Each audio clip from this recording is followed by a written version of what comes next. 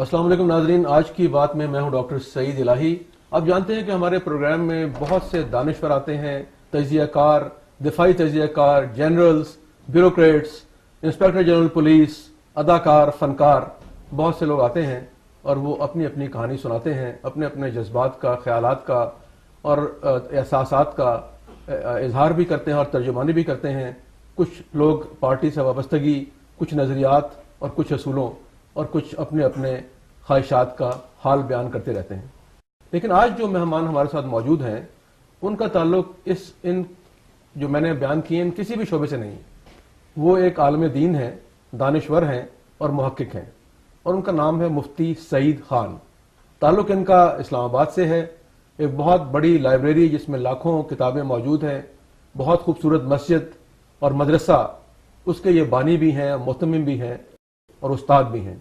और उनकी एक और वजह शोहरत भी है, वो ये कि हमारे मुल्क के लीडर जनाब इमरान खान साहब का निकाह जो था वो भी इन्होंने पढ़ाया और इनकी मस्जिद में ही वलीमे का एहतमाम किया गया जिसमें यहाँ के तालिब इल्म शरीक हुए और इसका बहुत जिक्र अखबारों में, मीडिया में, दुनिया भर में हुआ। तो मुफ्ती सईद साहब जो हैं उनके अपने कुछ नज़रियात हैं, उनके जज्बात हैं मुल्क के बारे में और वो दिन रात इस मुल्क की तरक्की के ख्वाब देखते हैं और कौम को एक पूरी उम्मत बनने के लिए सोचते रहते हैं। तो आज हमने सोचा कि उनसे बात करते हैं और उनसे कुछ रहनुमाई लेते हैं और आप भी जान सकें, सुन सकें कि वो लोग जो माशरे के बड़ा अहम किरदार हैं लेकिन कहीं किनारों में छुपे बैठे रहते हैं और दिल में मुख्तलिफ मंसूबे तैयार करते हैं, लेकिन आज वो अपने दिल के ख्यालात का इजहार भी करेंगे, जज्बात की तर्जुमानी भी करेंगे और उम्मीद है कि सुनने वाले जिसमें सब लोग शामिल हैं, आप भी हैं, हुक्मरान भी हैं, तज्जिया नगार भी हैं और पॉलिसी साज भी हैं, उनके लिए कुछ रहनुमाई का सामान मौजूद होगा। अस्सलाम वालेकुम जनाब मुफ्ती साहब, क्या हाल है? वालेकुम अस्सलाम जी। मुफ्ती साहब, एक तो ये बताएं कि आप मुफ्ती हैं, तो आपने जो तरबियत हासिल की उसमें आपने दरस निज़ामी किया, फिर तखस्सुसी मीन्स स्पेशलाइज किया, तो ये आपने तालीम कहाँ हासिल की और क्या तालीम हासिल की आपने? तालीम के मुख्तलिफ अदवार जनाब सईद इलाही साहब गुजरते रहे और उसका इख्तिताम जो था वो जामिया मदनिया लाहौर में हुआ। उस वक्त उसके मोहतमिम हज़रत मौलाना सैयद हामिद मियाँ साहब रहमतुल्लाह अलैह थे और अब उनके साहबजादे मौलाना सैयद रशीद मियाँ साहब वहाँ के मोहतमिम हैं और वहाँ पे डॉक्टर अब्दुल वाहिद साहब जो मुल्क भर में मशहूर और मारूफ मुफ्ती की हैसियत से जानते हैं, लोग उन्हें पहचानते हैं, उनकी रफाकत में रहना। तो फिर इस्लामाबाद कैसे आ गए आप? तालीम लाहौर से हासिल की, पैदा कहाँ हुए, कहाँ पले बढ़े और फिर इस्लामाबाद आ गए? तालीम के लिए लाहौर गए थे, वरना असल तो यानी जाए पैदाइश और रिहाइश रावलपिंडी में है। तो इस्लामाबाद इसीलिए मस्कन बना लिया? जी, इस्लामाबाद मस्कन बनाया, यानी यहाँ पे फिर ज़मीन ले ली। इससे पहले एक हॉस्पिटल था, उसको लुक आफ्टर या उसकी निगरानी करते रहे। फिर उसके बाद ये जगह ले ली, ये मस्जिद बनाए, फिर मदरसा बनाए और फिर यहाँ क्या काम करना है? मस्जिद मदरसे तो लाखों मौजूद हैं, तो गैर मामूली दिमाग में क्या ख्याल आया कि यहाँ पे क्या करना है आपने? पढ़ने के लिए लाइब्रेरी नहीं मिलती थी, ठीक, तहकीक के लिए किताबें नहीं मिलती थी, ठीक, तो इसलिए उस उम्र में हमेशा ये ख्याल रहा कि कोई तहकीक होनी चाहिए, कोई तहकीक के दरवाजे खुलने चाहिए। तो ये बुनियाद बनी, ये जज्बा बुनियाद बना इस बात का, तो फिर उस वजह से ये लाइब्रेरी है जो कुछ भी आप देख रहे हैं। यानी मेन मकसद था कि यहाँ पे किताबें इकट्ठी हों, लाइब्रेरी बने, लोग तालीम हासिल करें, तहकीक करें। अच्छा, ये मदरसों के बारे में पूरी दुनिया में एक शोर बरपा है कि ये पाकिस्तान में मदरसे जो हैं वो दहशतगर्दी को फ़रोग देते हैं, वहाँ पे ऐसे नज़रियात का प्रचार किया जाता है, वहाँ पे ऐसे लोग रखे जाते हैं, तो उसके बारे में क्या राय है आपकी? बहुत से उलमा ने इस पे इजहार बयान कर चुके और इसके जवाबात भी दे चुके। सीधी सादी सी बात है कि अगर मदारिस फर्ज कर लीजिए ये काम कर ही रहे हैं, तो जो भी इसके जिम्मेदार हैं वो क्यों नहीं सोचते, इन इल्जामात लगाने वाले भी वो क्यों नहीं सोचते कि आखिर हम इसको कौमी धारे में कैसे ला सकते हैं, तालीम का निसाब कैसे बदला जा सकता है, और उसके साथ साथ हम तो ये कहेंगे कि पूरे मुल्क का ही निज़ाम तालीम तब्दील किए जाने की। लेकिन यहाँ पे तो सवाल ये है कि जो आपका निज़ाम है दरस निज़ामी, ये सदियों पुराना है। जो बाकी निसाब हैं वो तो नए बनते रहते हैं, नई चीज़ें ऐड होती हैं, लेकिन दरस निज़ामी या जो पुराने निज़ाम की पुरानी किताबें हैं इसमें तब्दीली कैसे करेंगे आप? पुराना निज़ाम हमारा यकीनन है लेकिन जामिद नहीं है, ठीक, यानी वक्तन फवक्तन उसमें तब्दीलियां हुई हैं। ये अलग बात है कि जब से तकसीम हुई है उसके बाद हमारे यहाँ कोई इतनी ख़ास तब्दीलियां नहीं वाक़ई हुई, لیکن تبدیلی ہونی چاہیے، نئی کتابیں داخل کرنی چاہیے، کچھ پرانی کتابیں ہم نکالنی چاہیے۔ ہاں اتحاد کی صورتحال بڑی عجیب و غریب ہے۔ دیکھیں شیعہ حضرات میں تو اتحاد کرتے ہیں وہ، پھر ان کے حجت اللہ کے پاس بھی چند ایسی وہ ان کو سمجھتے ہیں کہ وہ اپنا فتویٰ دے سکتے ہیں، لیکن احناف کے ہاں اجتہاد کی جو شرائط بڑی سخت ہیں اور اسی لیے اجتہاد کم بھی ہوا ہے۔ لیکن میں نے دیکھا کہ سعودی عرب میں کافی انہوں نے کام کیا ہے، جو انسانی مسائل ہیں، انسانی زندگی ہے، اس میں آسانی کے لیے بڑا کام ہوا ہے۔ تو ہمارے علماء کیوں نہیں کرتے یہ؟ یہاں بھی ہوا ہے۔ اچھا جی ہاں، فتوے میں اجتہاد کے بغیر تو قیامت تک کام ہو ہی نہیں سکتا۔ مثلاً اب یہ جو بینکنگ سسٹم آیا ہے، اس میں کئی جگہیں ایسی ہیں جہاں پر احناف کے قول کے علاوہ کسی اور قول کا یا کسی اور مسلک کو لیا گیا ہے، مالکیوں سے استفادہ کیا گیا ہے۔ اجتہاد اس درجے اور پیمانے کا جو اصول کا اجتہاد ہوتا ہے وہ البتہ کم ہے، لیکن فروعات میں اجتہاد کیے بغیر روزمرہ کی زندگی جو ہے یہ چل ہی نہیں سکتی۔ تو آپ سمجھتے ہیں کہ پاکستان میں اجتہاد کرنے والے، فتویٰ دینے والے ایسے بہت سے لوگ موجود ہیں جو قابل عزت ہیں، قابل احترام ہیں اور وہ مستند ہیں؟ بہت سے لوگ تو نہیں، جی چند ایک لوگ ایسے ہیں جو اس درجے کی صلاحیت رکھتے ہیں کہ وہ ائمہ ستہ کے مذاہب پہ، ائمہ اربعہ کے علاوہ اہل تشیع کی جو فقہ ہے اور اہل حدیث حضرات کے جو فتاویٰ آہستہ آہستہ اب جمع ہو رہے ہیں، ان سب پہ نگاہ رکھ کے وہ اجتہادی صلاحیتوں کے مالک ہیں۔ لیکن مشکل یہ ہے کہ جتنے بھی مملکت کے ادارے ہیں وہ سیاست کی نظر ہو گئے ہیں، وہ ان اہل علم کی قدردانی کے لیے نہیں۔ تو جو لوگ اس وقت حکومتوں کے قریب ہیں، ان کے مشیر ہیں، بڑے بڑے اداروں میں علماء بیٹھے ہوئے ہیں، آپ کی ان کے بارے میں کیا رائے ہے کہ وہ اس قابل نہیں ہیں؟ حکومتوں کے جو قریب ہیں اور جو سیاسی طور پہ جن کی تقرریاں کی جا رہی ہیں وہ اس قابل نہیں ہیں کہ حکومتوں کو وہ صحیح معنی میں وہ مشورہ دے سکیں جو اس وقت امت اور ہمارا خاص طور پہ ہماری مملکت کو درکار ہے۔ کہاں سے حکومت تلاش کرے، کہاں سے لے کر آئے؟ یا تو حکومت کوئی ایجنسیاں لگائے جو معلوم کرے کہ کس کے پاس علم ہے، یا کوئی امتحان لے، کوئی بورڈ بنائے کہ جو اس میں پاس ہو سکے، صرف ان کا تقرر ہو سکے۔ جناب والا، آپ کی ایجنسیز کو ایک ایک چیز کا علم ہو جاتا ہے، دھماکے ہونے سے پہلے بھی وہ خط لکھ دیتے ہیں کہ فلاں جگہ دھماکے متوقع ہے۔ تو یہ نہیں ہو سکتا کہ ایسے اچھے اور نامور علماء، نامور نہ بھی ہوں، چاہے وہ گمنام ہی ہوں، لیکن انہیں پتہ نہ ہو کہ فلاں آدمی کی مجلس میں علم کوئی ہے۔ ایجنسی رابطہ کرتی ہے مجھ سے؟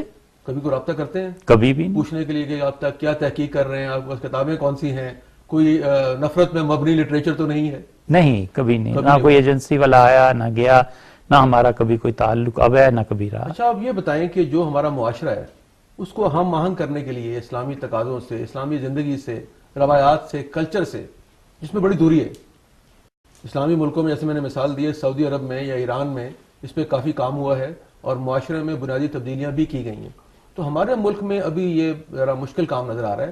تو یہ کیسے کیا جائے کہ معاشرے کے تمام افراد کو ہم آہنگ کر لیا جائے روایات سے، کلچر سے، تقاضوں سے، اور انہیں یہ سمجھایا جائے کہ ان کی فلاح صرف یورپین یا امریکن سیولائزیشن میں نہیں ہے، بلکہ اس کا حل ہمارے پاس موجود ہے؟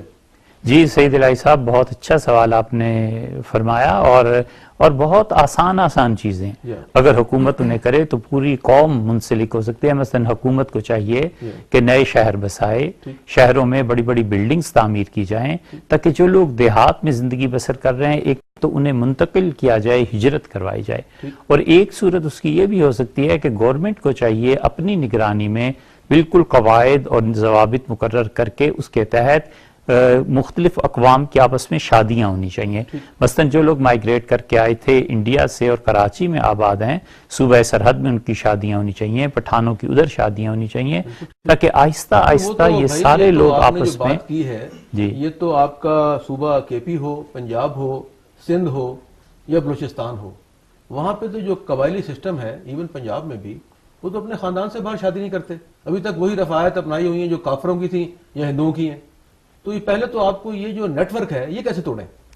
یہ نیٹ ورک توڑنے کے لیے اہل علم کو چاہیے محنت کرے، علماء کو چاہیے کہ اپنا کردار ادا کریں، حکومت کو چاہیے کہ شادیاں کروائی جائیں۔ جی ہاں، تو شادی تو آپ نے عمران خان صاحب کی کروائی ہے، تو اس طرح میرا خیال میں شادیاں جب کروائی جائیں گی آپس میں تو محبت بھی بڑھے گی اور قومی یکجہتی بھی بڑھے گی۔ جی، قومی یکجہتی بڑھے گی، خاندانوں سے نفرت دور ہوگی۔ پٹھان اور مہاجر کا یہ جو تفرقہ اب ہمارے دیکھتے دیکھتے سامنے آیا ہے، ہم سب کو اصل فکر تو اس مملکت کی کرنی ہے کہ جس کی وجہ سے ہماری عزت ہے اور ہمارا نام ہے، اور صرف ہم ہی نہیں، پوری امت کی نگاہیں اس خطے پہ ہیں کہ یہاں پر جو کچھ ہوتا ہے وہ تبدیلیاں بہت معنی رکھتی ہیں۔ اچھا، آپ نے کتابیں کتنی تحریر کی ہیں اب تک؟ کتابیں اللہ تعالیٰ کی توفیق سے غالباً 8 کے قریب ہیں.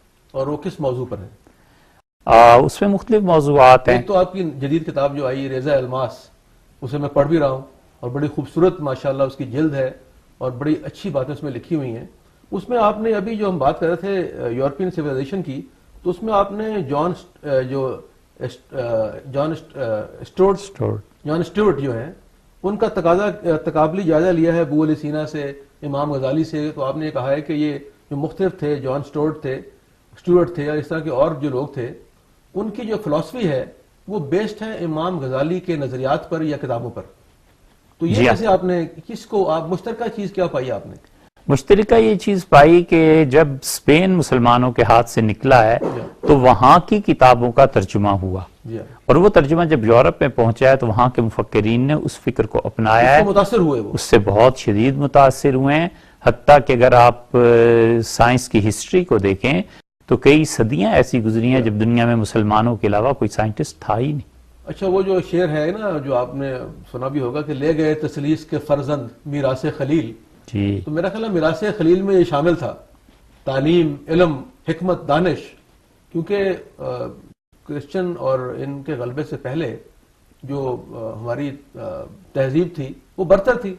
تو آپ نے اس میں، میرا تو خیال یہ کہ آپ نے، میں نے وہ کچھ چیزیں پڑھی ہیں آپ کی، تو آپ نے کچھ نظریات جو ان کے بیان کیے ہیں. میرا خیال میں یہ بڑا اچھا ہوگا کہ اگر آپ مختلف جو پولیٹیکل فلاسفرز ہیں جو غیر مسلمان بھی ہیں، خلدون ہیں اور بہت سے ہیں، تو ان کے جو نظریات میں ہم آہنگی ہے یا انہوں نے ان سے مستعار آئیڈیاز لیے ہیں، جیسے علامہ اقبال کے بارے میں کہا جاتا ہے کہ انہوں نے نتشے سے لیا، انہوں نے فلاں سے لیا، تو میرا خیال اس پہ بھی کام کرنے کی ضرورت ہے ابھی اس وقت. جی بالکل آپ صحیح فرماتے ہیں، ان سارے لوگوں پہ کام ہونا چاہیے اور تقابلی جائزے بھی ہونے چاہیے.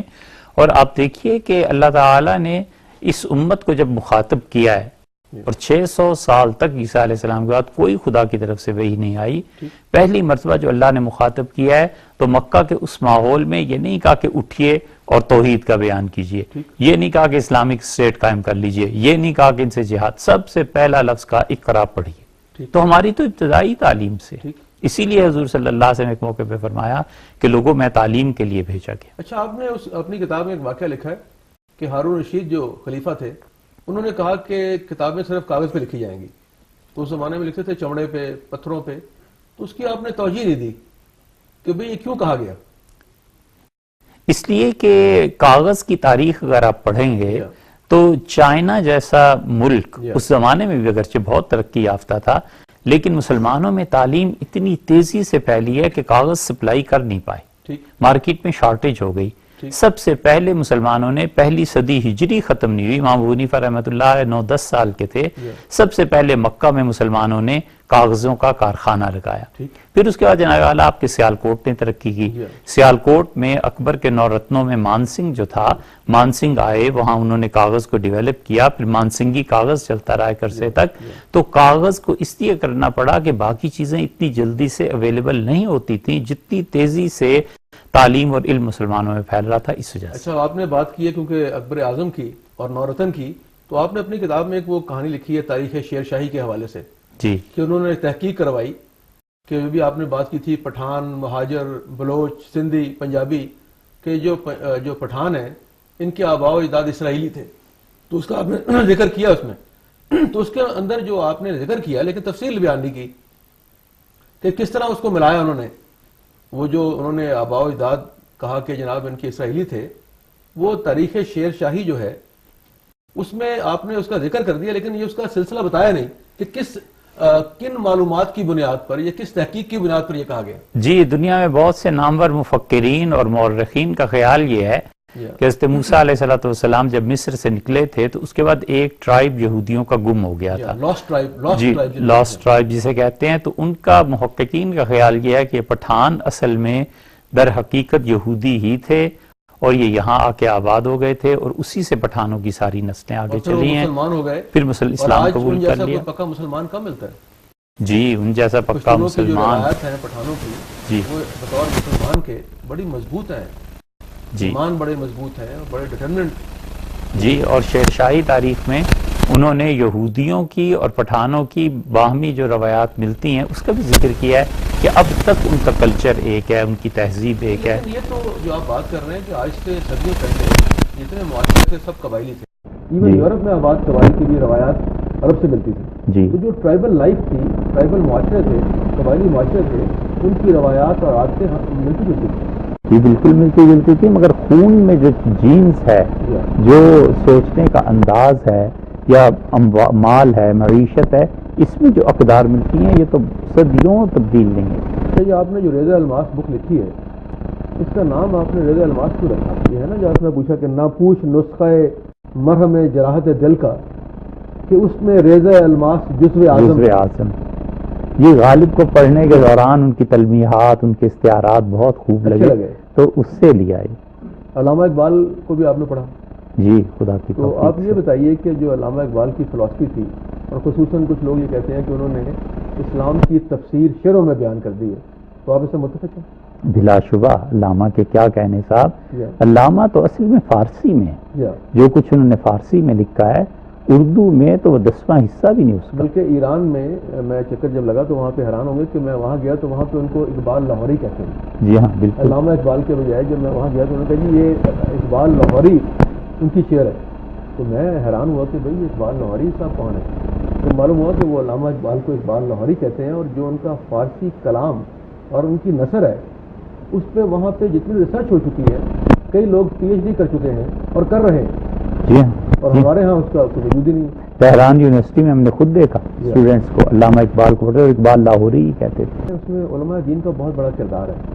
تفرقہ بازی، سیکٹیرینزم، نفرت پہ مشتمل کتابیں، تقریریں. تو یہ علماء کرام جو ہیں ان کو یہ اندازہ نہیں ہے کہ ان کا مقام کیا ہے، وہ کس مقام پر فائز ہیں، ان کی ڈیوٹی کیا ہے، انہیں کیا کرنا ہے اور کیا کر رہے ہیں. دیکھیے سعید الہی صاحب، 3 باتیں اس میں بنیادی طور پہ ہیں. ایک بات تو یہ ہے کہ کوئی بھی مکتبہ فکر ہو، یہ اپنا سارا علم ہندوستان سے لے کے آئے تھے. ٹھیک. اور ہندوستان سے جو اہل علم آئے تھے، وہ کسی بھی مکتبہ فکر سے تعلق رکھتے ہوں، ان کے بعد اس ملک میں اس پائے کے علماء نہیں تیار. ایک بات یہ. دوسری بات یہ ہے کہ یہ جو علم کی کمی ہے اس سے فرقہ واریت جنم لیتی ہے. یہ ضروری ہے کہ علم ہونا چاہیے. مثلا جس لائبریری میں آپ تشریف فرمائیں، ایسی لائبریری پوری پنڈی اسلام آباد میں سے ایک عد کے علاوہ فیصل ماسک کے ساتھ اس کلیکشن کو چھوڑ دیں تو باقی کہاں ہے؟ لاہور میں آپ کہاں ڈھونڈیں گے لائبریری؟ اچھا، آپ میرا خیال یہ ہے کہ جو آپ نے فرمایا کہ جو ہماری احیاء ہوئی اسلام کی بر صغیر میں، اس میں شاید جو پیورٹی اسلام کی اس میں کمی ہو گئی، اور جو موجودہ انڈین کلچر تھا، یہ روایات تھیں، وہ اس کو اوور پاور کر. یعنی جیسے قبر پرستی، قوالیاں، اس طرح کی چیزیں، گانے، بھجن، نہیں اس طرح کی روایات جو تھیں وہ شاید. میں کہتا ہوں اصل علم جو تھا اوریجنلی کتاب و سنت کا، کوئی بھی فرقہ جو بھی اس کی تعبیر کرتا ہے، اس میں علم کی وجہ سے ان کے دماغ میں اور سوچ میں وسعت تھی. وہ علم کی گہرائی ہمارے یہاں نہیں آئی. میرا سوال ایک اور تھا کہ وسعت اور گہرائی تھی کہ جن لوگوں کے آپ نام لے رہے ہیں بر صغیر میں بڑے بڑے علماء تھے جن کے یہاں پہ کوئی سبسٹیٹیوٹ اویلیبل نہیں ہے، لیکن میرا خیال یہ ہے کہ جو وہاں کی تہذیب تھی تو اسلام کو پھیلانے کے لیے اس تہذیب کو بھی کچھ اختیار کیا گیا، کچھ عادات اپنائی گئیں کہ اس پیغام کو عام کرنے کے لیے، ایکسیپٹیبل کرنے کے لیے کچھ ایسی چیزیں اس میں اضافہ کی ہیں جن کا پہلے تصور نہیں.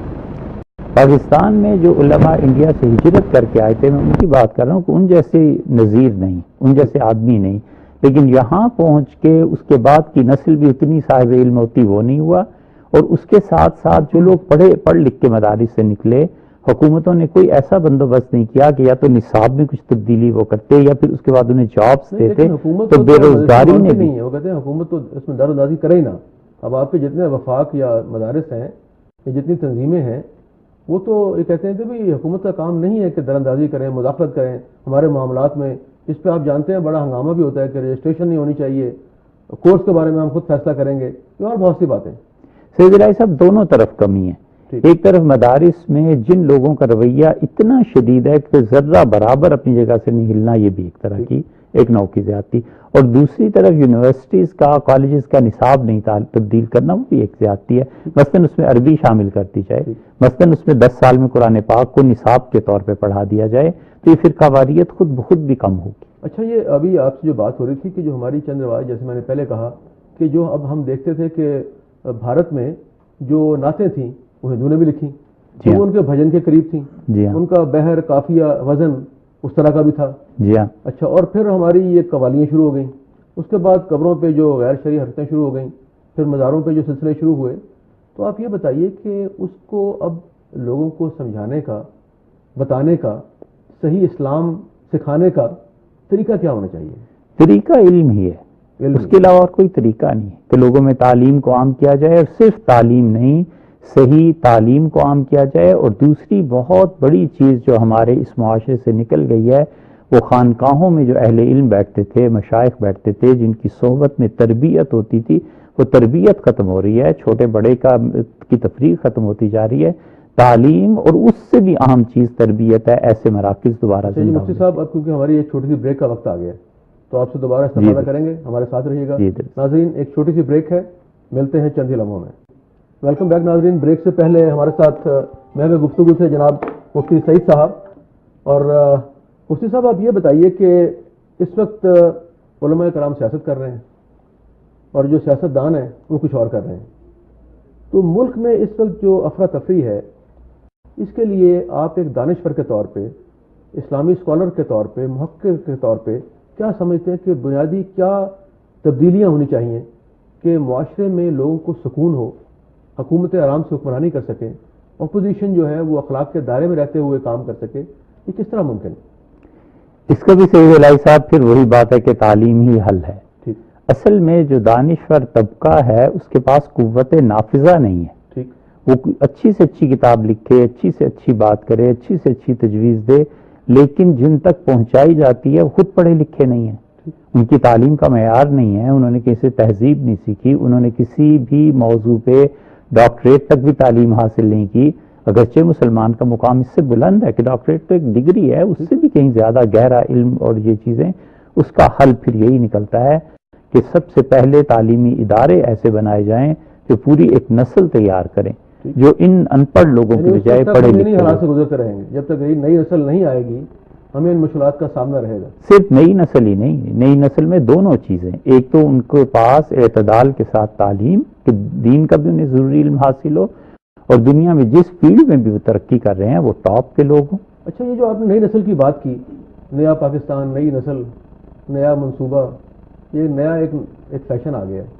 تو نئی نسل کو اپنے نظریات، اپنے مذہب، اپنے ملک سے، ان کے فلسفے سے قریب کرنے کے لیے ضروری اقدامات کیا ہونے چاہیے؟ ضروری اقدامات یہ ہونے چاہیے کہ گورنمنٹ نصاب تعلیم کو تبدیل کرے، اور جو پرائیویٹ سکولز ہیں ان کو بھی پابند کیا جائے کہ بھئی یہ چیزیں آپ نے کرنی ہیں. مثلا جنرل ضیاء الحق صاحب نے بڑی اچھی ایک بات کی تھی کہ انہوں نے پاکستان اسٹڈیز کو اور اسلامیات کو لازمی قرار دیا تھا، جو اب آہستہ آہستہ نکل گئی. اس کے نکلنے سے ظاہر ہے کہ دونوں نقصانات ہوئے، مذہب کے اعتبار سے بھی اور پاکستان کے ساتھ تعلق کے اعتبار سے بھی. اس بنیاد کو چھیڑنا، ہلانا چاہیے، اور پھر سے لوٹنا چاہیے پاکستانیت کی طرف بھی اور مذہب کی طرف. اچھا، اب یہ سیاست ہو رہی ہے ہمارے ملک میں، آپ سمجھتے ہیں جیسے آئین پاکستان، اس کے بارے میں بڑے بڑے ریسرچ پیپرز آئے کہ آئین پاکستان کہیں اسلام سے متصادم ہے، یا جو ہماری سیاست ہے یہ کہیں پہ غیر اسلامی ہو رہی ہے، یا یہ اسلام کے تقاضوں سے ہم آہنگ نہیں، یا اسلام کے بنیادی کاز کو، یہ نظریات کو نقصان پہنچا رہی ہے؟ جی، بنیادی طور پہ سیاست جو ہے جی وہ تو سیاستدانوں کے ساتھ قائم ہے، اور سیاستدانوں کی اپنی زندگیاں اتنی آئیڈیل نہیں ہیں کہ ان کے فالوورز، ان کے ورکرز اس سے متاثر ہوں اور وہ یہ جانے کہ حقیقی زندگی یہ ہوتی ہے، ایک مومن آدمی کا مقام یہ ہوتا ہے، ملک کے خیر خواہ ایسے لوگ ہوا کرتے ہیں. بہت بڑا نقصان تو ایک یہ ہے. اچھا جی، آپ کل موجود تھے، ایک آپ کو یاد ہے جو ہم نے مثال انسانیت، ہلال احمر اور تنظیمات، اور جو ہماری تمام تنظیمات اور مدارس ہیں یا بورڈ ہیں یا ان کا اتحاد ہے، اس سے کل معاہدہ ہوا ہے جی، جس میں آپ بھی شریک تھے، جس میں یہ فیصلہ ہوا کہ جو مدرسے کے پاکستان میں 25,000 سے زائد مدرسے ہیں اور تقریباً 2.5 ملین بچے وہاں پڑھتے ہیں، 25 لاکھ جی، جہاں پہ ان کا رہائش بھی ہے، قیام بھی ہے، طعام بھی ہے، لباس بھی ہے اور تعلیم بھی ہے. دنیا میں اتنا بڑا نیٹ ورک شاید کہیں نہ ہو جی جی کہ اتنے 25 لاکھ بچوں کے تمام جو ضروریات ہیں وہ پوری مدرسہ کرتا ہے. اس کی فنڈنگ ہوتی ہے، اس پہ لوگ شک کا اظہار بھی کرتے ہیں. وہ میں آپ سے پوچھوں گا کہ کیوں کرتے ہیں اور کیسے ہی ہوتا ہے، کہاں سے پیسے آتے ہیں، کون سے ملک دیتے ہیں اور کیوں دیتے ہیں. ایک تو یہ بات ہو گئی. دوسرا جو ہم نے کل طے کیا تھا، آپ وہاں موجود تھے، کہ جو مدرسوں میں پڑھنے والے بچے ہیں ان کو بنیادی سہولتیں فراہم کی جائیں جس میں صحت کی سہولت ہے جی تو ان کا بلڈ گروپ چیک کیا جائے جی اور اس کے بعد ان کو کارڈ جاری کیے جائیں تاکہ پورے ملک میں 25 لاکھ بچے, اگر 25 نہیں تو 15 لاکھ تو ہوں گے نا جن کی عمر 16 سال سے اوپر ہوگی, جی خون دینے کے قابل ہوں گے, تو 1.5 ملین بلڈ والنٹیئرز مدرسوں سے مل سکتے ہیں.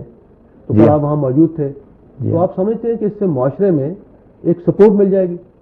میں تو سعید الہی صاحب ایک چھوٹی سی بات آپ سے عرض کرتا ہوں بجائے کسی فلسفے کے جھاڑنے کے. واپسی جب وہاں سے ہوئی تو مدرسے میں ہمارے ہاں جو بچے, اگرچہ ایک ہی شعبہ ہے حفظ کا, ان کو آپ کے یہاں صرف حفظ ہو رہا ہے؟ جی صرف حفظ قرآن کے شعبہ نہیں, ہم نے شروع نہیں کیے. ان بچوں میں سے جو 16 سال سے زائد عمر کے تھے انہیں بٹھایا اور ہم نے کہا بچوں آپ نے ایسے خون دینا ہے, یہ اس کے شرن چیز ہے, فوائد ہیں, ضرورت ہیں ملک کی.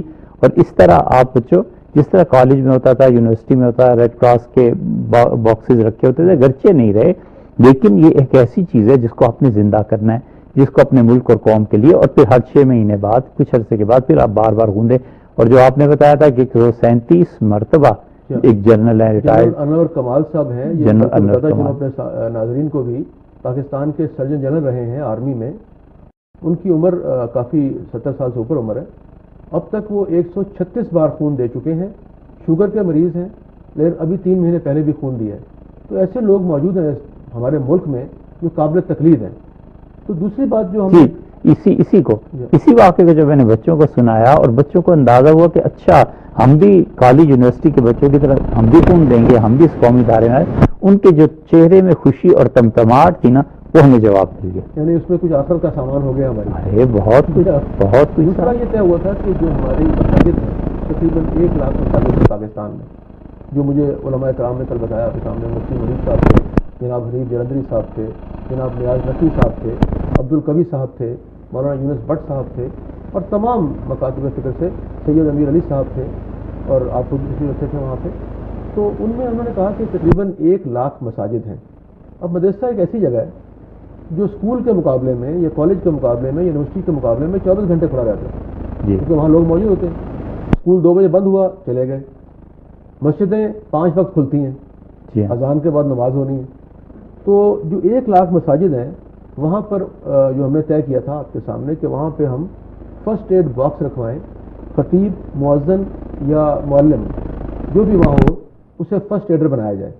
تو اس سے ایک تو یہ ہے کہ جو مسجد ہے اس کی مرکزی حیثیت بھی بحال ہوگی, جو وہاں علماء کرام یا مؤذن کو بھی ہیں ان کا عہدہ بھی اور عزت بھی بلند ہو جائے گی, اور محلے میں ان کا رابطہ بھی بڑھ جائے گا.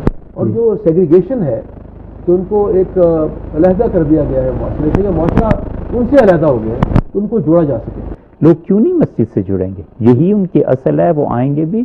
اور بڑی خوشی کی بات یہ ہے کہ زیادہ سے زیادہ کوئی صاحب علم یہ اعتراض کر سکتا ہے نا کہ جی مسجد کو اس کے لیے استعمال نہیں کرنا. ارے بھائی مسجد کے ساتھ آپ کے کمرے ہیں, کوئی ساتھ دکان ہے, کوئی کمرہ ہے, اس میں بھی باکس رکھا جا سکتا ہے. اس پہ لوگ جب آئیں گے, نماز کا وقت ہے مثلاً,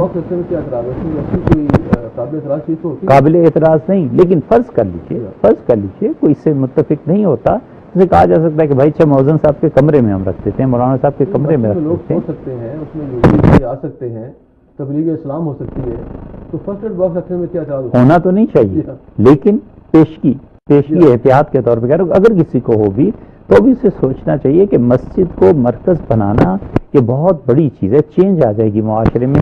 محلے میں کوئی بھی چیز ہوتی ہے بچہ فوراً سوچتا ہے کہ مسجد جاؤ, مولانا سے کو پٹی کر دیں, مولانا سے کوئی انجیکشن لگا دیں. آپ کو یاد ہی ہوگا کہ پہلے ڈسپینسریز محلے میں ہوا کرتی تھیں, عورتیں جا کے انجیکشن لگاتی تھیں, مرد اور بوڑھے چلے جاتے تھے. اب جب یہ امام مؤذن کوئی بھی آدمی کرے گا کہ اچھا جی عصر کے بعد آ جانا, انجیکشن لگا دیں گے, مغرب کے بعد آ جانا, تو لوگوں کا رجوع مسجد کی طرف ہوگا. بتائیے کہ ابھی اس دن یہ بھی بات ہوئی تھی کہ جو علماء کرام ہیں یا مسجد سے وابستہ افراد ہیں, کسی صورت میں کسی حیثیت میں وہ والنٹیئرز ہو سکتے ہیں, رضاکار ہو سکتے ہیں, کیونکہ جو آدمی مذہب سے جڑا ہوا ہے اس کے ہاں سروس کا کانسیپٹ, انسانی خدمات کا کانسیپٹ زیادہ کلیئر ہے. اور یہ بھی طے ہوا تھا کہ ان لوگوں کو اس طرح تربیت دی جائے کہ مشکل صورت حال میں انہیں مختلف جگہ پہ متعین کیا جا سکے. جی ہاں, بالکل ہونا چاہیے. مسجد میں جا کر وہاں جو نوجوان ہیں, لڑکے ہیں, باہمت اور باصلاحیت ہیں, ان کو سب سے پہلے تو ٹریننگ دینی چاہیے کہ بیٹے کسی بھی ایمرجنسی کی صورت میں یہ کریں. سب سے پہلے آپ بلڈ ڈونیٹ کریں, پھر اس کے بعد اور بھی لوگ تیار ہو جائیں گے۔ اچھا، اب کل ایک اور بات ہوئی تھی جس میں مولانا منیب صاحب نے بات بھی کی تھی، وہ تھا پولیو ڈراپس کا پلانا، کہ پولیو ڈراپس اور حفاظتی ٹیکوں کے بارے میں بہت متنازع کیا گیا ہے، حالانکہ سعودی عرب میں، کویت میں، ایران میں، مصر میں ہر جگہ پہ پلائے جاتے ہیں۔ تو یہ واحد ملک ہمارا ہی ہے جہاں پہ علماء نے اعتراض کیا، اور وہ علماء مجھے نہیں معلوم کہ ان کی نیت کیا تھی یا ان کی شرعی حیثیت کیا تھی، لیکن کل بہت اچھی بات ہوئی جو وہاں طے ہوا کہ مسجد اور مراکز میں بھی لوگوں کو پولیو ڈراپ پلائے جائیں۔ اس سے ایک میسج آئے گا کہ اگر پولیو ڈراپ مسجد یا مدرسے میں پلائے جا سکتے ہیں تو اس کا ایک بہت فار ریچنگ افیکٹ ہوگا۔ جی بالکل صحیح ہے۔ یہ جو آپ نے بات ارشاد فرمائی نا جی کہ پاکستان میں علماء نے اعتراض کیا، جنہوں نے اعتراض کیا وہ اہل علم ہیں ہی نہیں، وہ علماء کی کیٹیگری میں شامل کیے جانے کے قابل ہی نہیں۔ جس طرح سعودی عرب میں، کویت میں، باقی دیگر ممالک کے علماء نے کہا ہے، پاکستان میں حقیقی جو اہل علم ہیں ان کی رائے بھی یہی ہے، انہوں نے کبھی بھی مخالفت نہیں کی پولیو ڈراپس کی اور ان چیزوں کی۔ وہ بھی ہمیشہ دنیا میں جس طرح اور اہل علم نے کتاب و سنت سے استدلال کیا انہوں نے بھی کیا، اور وہ بھی ہمیشہ اس کے حق میں رہے ہیں۔ اور بہت اچھا ہے کہ اگر مساجد سے یہ تحریک شروع کی جائے تو رہی صحیح جو شک و شبے کی گنجائش ہے وہ بھی ختم ہو جاتی ہے۔ میرا خیال کوشش یہ کرتے ہیں کہ ہم جو مختلف صوبوں کے وزرائے صحت ہیں یا ڈائریکٹر جنرل ہیں یا چیف منسٹرز ہیں ان کو ایک خط لکھتے ہیں کہ آپ کا عملہ یا وہ وہاں پر آ جائے مسجد میں یا مدرسے میں، اور علماء کرام کی موجودگی میں یا ان کے ہاتھ وہ ڈراپ کرا دیے جائیں، وہ ایک لوگ دیکھ کر ان کو تسلی بھی ہوگی، تشفی بھی ہوگی۔ جی ان کو بھی شامل کیا جائے، اور میڈیا کو خاص طور سے کہ جن جن مساجد میں پولیو ڈراپس ہیں، یہاں یہ دیکھیے بینر ہے کہ مولوی صاحب ڈراپس پلا رہے ہیں، اس کا مطلب ہے کہ یہ شرعی اور جائز طریقہ ہے۔ لیکن یہ جو آپ نے کہا نا کہ جن لوگوں نے اس کی مخالفت کی وہ علماء کرام تھے ہی نہیں، تو یہ کون لوگ ہیں؟ کون سا عبادہ اڑے ہوئے ہیں؟ کہاں سے آئے ہیں؟ مقصد کیا ہے؟ چاہتے کیا ہیں؟ صرف جذباتیت اور وہ فکر کہ جو ہماری بات سے اختلاف کرے اس کو اس دنیا میں جینے کی گنجائش ہی نہیں ہے۔ یہ تو پھر اسلام کا تو کوئی تعلق اس سے نہیں ہے۔ اسلام تو بہت دور کی بات ہے، انسانیت کا تعلق نہیں، کوئی تعلق نہیں۔ اچھا، ابھی آپ نے دیکھا کہ یہ پشاور کے اسکول میں ایک دھماکہ ہوا، اس میں کچھ دن پہلے سینکڑوں بچے شہید ہوئے۔ تو مجھے یہ بتائیے کہ یہ اسلام کے نام پر مسلمانوں کا جو قتل ہو رہا ہے اور یہ فتنہ ہے دنیا کے پورے عرض میں پھیلا ہوا ہے، اب اس کی وجہ ایک طبقاتی تقسیم ہے، ناہمواری ہے، یا مذہب سے روگردانی ہے، یا اغیار کی سازش ہے کیا؟ یہ ایک جذبہ ہے اپنی چیزوں کو مسلط کرنے کا، اور وہ حد سے بڑی ہوئی جذباتی کیفیت ہے جو نفسیاتی بیماریوں میں سے ایک بیماری گنی بھی جاتی ہے اور کہی بھی جاتی ہے۔ یہ وہ جذبہ ہے کسی بھی قوم میں اٹھ سکتا ہے۔ ہماری بات آج مذہب پہ ہو گئی، کتاب پہ بھی ہو گئی، اب سیاست پہ بات بھی کر لیں۔ عمران خان صاحب، سیاست اگرچہ میرا موضوع نہیں ہے۔ اچھا، آپ کا تعلق پی ٹی آئی سے ہے یا آپ صرف عمران صاحب کے دوست ہیں؟ نہیں، عمران صاحب سے دوستی بھی ہے، تعلق بھی ہے، پھر انہوں نے چونکہ اپنی کور کمیٹی میں بھی خود اس کا انتخاب فرمایا، اس لیے۔ اس میں کیا کور کمیٹی میں آپ کا کردار کیا ہے؟ کیا ان کو مشورہ دیتے ہیں آپ؟ کور کمیٹی میں مختلف امور پہ بحث ہوتی ہے، اور مذہب کے معاملے میں یا کہیں ہم ضرورت محسوس کرتے ہیں کہ اس کو کسی اور دائرے میں رکھنا چاہیے تو ہم بھی عرض کر دیتے ہیں، اس طرح اور حضرات کی آ رہا ہے۔ چلتا رہا اس میں جو کچھ ہوا، اس طرح کی زبان استعمال ہوئی، جو جیسچر ہوا، تو وہاں پہ کہیں آپ نے سرزنش کی، کوئی گرفت کی ان کی؟ جو باتیں قابل اعتراض ہو سکتی تھیں ہم نے اپنی رائے ضرور دی۔ پھر آپ نے بڑا نیک کام کیا ایک کہ نکاح ہم کا کروا دیا، تو اس پہ بلکہ میں نے تو پرسوں بھی عرض کیا تھا کہ میرا خیال میں نواز شریف صاحب کو چاہیے کہ وہ آپ کو ہلال امتیاز سے نوازیں، اور کیونکہ آپ نے یہ نکاح پڑھا کے دھرنا بھی ختم کروا دیا اور ان کی بھی خلاصی ہو گئی اور قوم کی جان بھی چھوٹ گئی، تو میں تو بلکہ ریکمینڈ کرنا چاہوں گا آپ کو اس بات کے لیے۔ یہ تو پولیٹیکل کومنٹس ہیں جی، آپ دے سکتے ہیں، آپ بھی آپ بھی پولیٹیشین ہیں ماشاءاللہ، اور ایک پولیٹیکل پارٹی، میں تو اس وقت صحافت میں ہوں۔ نہیں، پولیٹیکل پارٹی سے آپ کا بھی تعلق ہے، ادھر سے خان صاحب تو ظاہر ہے کہ ایک جماعت کے، یہ باتیں چلتی رہتی ہیں، ہماری سیاست میں ہوتی رہتی ہیں۔ اچھا، پھر وہ ہوا کہ جی نکاح جو ہے ایک دفعہ پہلے پڑھایا، پھر دوسری دفعہ پڑھایا، تو پھر اس میں آپ نے کہا کہ جی نکاح کو مضبوط کر دیا گیا۔ نہیں، میں نے نہیں کہا کہ نکاح کو مضبوط۔ اچھا، کل وہ کہہ رہے تھے کہ شاید ایک نکاح کے اوپر اگر دوسرا نکاح پڑھا دیا جائے تو نکاح مزید مضبوط ہو جاتا ہے۔ وہ تو ایک شرعی بحث ہے کہ فقہا کہتے ہیں کہ سال میں ایک آدھ مرتبہ نکاح کی تجدید کر لینی چاہیے، کہ اگر کسی غلطی اور جملے سے نکاح ٹوٹ بھی گیا ہو تو انسان کسی گناہ سے بھی اپنے آپ کو خیال میں بچائے. اگر ایک نکاح کے بعد دوسرا نکاح ہو تو وہ شرعی طور پر جائز، اس میں خرابی کوئی نہیں. فقہا نے لکھا ہے کہ ایک ہی نکاح کو، ایک ہی شوہر اور بیوی ہیں، لیکن اگر سال میں ایک آدھ مرتبہ نکاح دوبارہ تجدید کر لیں اس کی تو کوئی حرج نہیں. 3 ماہ کے بعد بھی تجدید ہو سکتی ہے ویسے، اس میں تو کوئی اعتراض تو نہیں ہے نا. فقہا کے یہاں تو کسی چیز پہ اعتراض نہیں، سال میں ایک مرتبہ کرے، 3 ماہ کے بعد کرے، لیکن 6 تجدید ماہ ہو کے بعد سکتی ہے. کرے، تجدید نکاح کا کوئی حرج نہیں. ٹھیک ہے، اس کا مطلب یہ ہے کہ 2 نکاح جو ہیں وہ تو اچھی بات ہے، تجدید بھی ہوتی ہے اور اس میں غلطی کا امکان بھی نہیں رہتا. تو میرا خیال میں ایک اور بات بھی ہوتی ہے کہ اگر 2 دفعہ نکاح پڑھایا جائے تو پھر اس میں علیحدگی بھی ذرا مشکل ہوتی ہے، ذرا مضبوط بھی ہو جاتا ہے. نہیں، علیحدگی تو پھر بھی وہی رہتی ہے. علیحدگی ایک نکاح پڑھائیں یا 2 پڑھائیں، علیحدگی کے اصول تو وہی ہیں. ٹھیک. اچھا، اب آپ یہ بتائیں کہ یہ نکاح پڑھانے کے بعد پھر کیا تبدیلی محسوس ہوئی آپ کو کہ عمران خان صاحب کی جو کور کمیٹی ہے اس کے اجلاس کچھ ہو رہے ہیں، ملتوی ہو گئے ہیں، یا ان کی جو سیاسی ایکٹیویٹیز کچھ کم ہو گئی ہیں، کیا ہوا؟ کچھ نہیں، اس کو میں نے تجزیہ نہیں کیا تو اس لیے کچھ کہہ بھی نہیں سکتا، مگر یہ ہے کہ کور کمیٹی کے تو مسلسل اجلاس جاری ہیں. اس کے بعد تو ایک اچھا پہلو، مثبت پہلو ہوا ہے ان کے نکاح کے بعد. کچھ آپ سمجھ رہے ہیں تبدیلی ہوئی ہے ان کی سوچ میں، فکر میں، رویے میں؟ نہیں، ایسی تبدیلی جو فکر اور سوچ میں آتی ہے اس کو اندازہ کرنے کے لیے ہم جیسے کن ذہنوں کو کئی مجالس طویل درکار ہوتی ہیں، پھر آدمی اس پہ پہنچ سکتا ہے، اور میری کوئی اتنی طویل مجلس ابھی میرا خیال مجالس صرف ان کی بیگم صاحبہ سے ہو رہی ہیں، آپ سے نہیں ہوگی. اچھا چلیں، اب یہ بتائیے کہ یہ جو نظام ہمارا ہے، پارلیمانی نظام ہے، سیاسی نظام ہے، اس سے آپ مطمئن ہیں؟ نہیں جی، کیا ہونا چاہیے؟ پارلیمانی نظام ہمارے مسائل کا حل نہیں، اور یہ جمہوریت جو بھی لوگ اس میں پارٹیسپیٹ کر رہے ہیں وہ اگر اس نظریے اور جذبے سے کر رہے ہیں جو قرآن میں آیا کہ قالوا معذرۃ الی ربکم، اور قوم کے جو لوگ تھے انہوں نے اپنے دوسرے مخالفین کو پلٹ کے جواب دیا اور انہوں نے کہا یار ہمیں پتہ ہی ہے اس قوم پہ اللہ کا عذاب آنا ہے، لیکن ہم یہ جو کچھ کر رہے ہیں یہ صرف اللہ کے یہاں عذر پیش کرنے کے لیے کہ اللہ ہم خاموش نہیں بیٹھے رہے، ہم کچھ نہ کچھ کرتے رہے. بس یہ صورتحال ہے اگر کوئی آج سیاست میں ہے، لیکن اس قوم کے مسائل کا حل یہ جمہوریت اور یہ پارلیمانی نظام نہیں. تو وہ نظام اس وقت دنیا میں کہاں پہ ہے یا تھا جس کو ہم فالو کر سکتے ہیں؟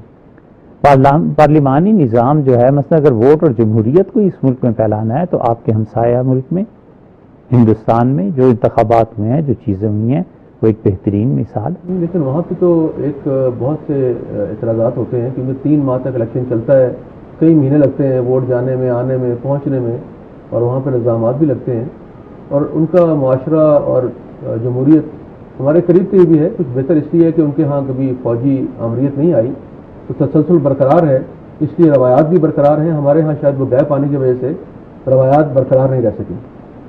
جی آپ کی بات سر آنکھوں پہ، لیکن پھر بھی جمہوریت ہمارے ہاں مکمل طور پہ آ بھی جائے تو بھی ہم نہیں سمجھتے کہ ہمارے مسائل کا حل ہے، کیونکہ معاشرہ جو کچھ دیتا ہے جمہوریت کے بعد وہ وہی کچھ تو ہے جو عام پبلک میں. تو پھر کوئی سعودی عرب کا نظام، ایران کا نظام آنا چاہیے، کس طرح کا نظام، یا داعش کا نظام آنا چاہیے؟ نہیں، اس کے لیے جو لوگ چاہتے ہیں کہ نظام میں تبدیلی آئے انہیں چاہیے کہ وہ بڑے صبر اور سکون سے اس ملک میں نظام تعلیم پہ کام کریں. جناب مفتی صاحب بہت شکریہ، بہت نواز، وقت کی کمی ہے اور بات ختم کرنے کو دل نہیں چاہتا. یہ آپ کی نوازش، لیکن انشاءاللہ دوبارہ ملاقات ہوگی، بہت باتیں ہوں گی انشاءاللہ. ناظرین، آپ نے مفتی سعید خان صاحب کی پرمغز گفتگو سنی، اس سے نتائج آپ خود اخذ کر سکتے ہیں اور جو رہنمائی کا سامان ہے اس سے رہنمائی بھی حاصل کر سکتے ہیں. بہت بہت شکریہ. پاکستان زندہ باد.